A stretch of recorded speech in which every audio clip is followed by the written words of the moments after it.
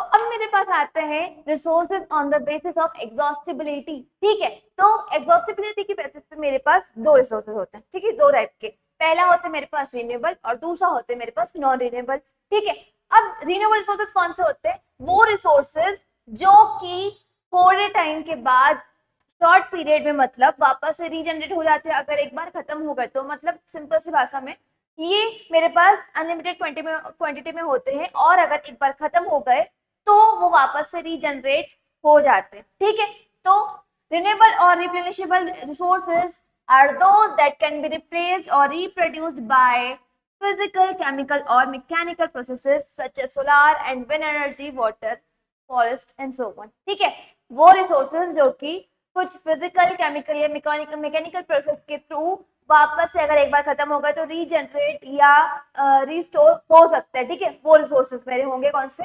Renewable resources. ठीक है, जैसे कि सोलर एनर्जी। ठीक है, ये तो कभी खत्म होगी नहीं, है ना। विंड एनर्जी हो गई, मैं वाटर रिसोर्सेज हो गया, तो वाटर एक बार खत्म हो गया तो वापस से रीजनरेट हो जाता है, ग्राउंड वाटर वगैरह, है ना। ये मेरे कौन से? Renewable resources. अब आते हैं मेरे पास नॉन रिन्यूएबल रिसोर्सेज। ये कौन से रिसोर्सेज होते हैं? ये वो रिसोर्सेज जो एक बार ही हमारे पास कैसे लिमिटेड क्वांटिटी में होते हैं और अगर एक बार खत्म हो गए तो ये लाखों साल लगा देते हैं, मिलियंस ऑफ ईयर लगा देते हैं वापस से रीजनरेट होने में।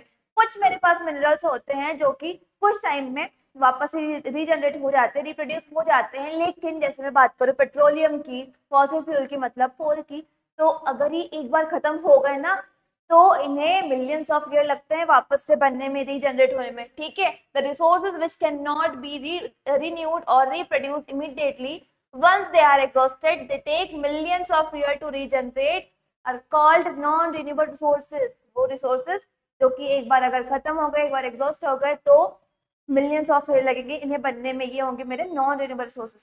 ठीक है,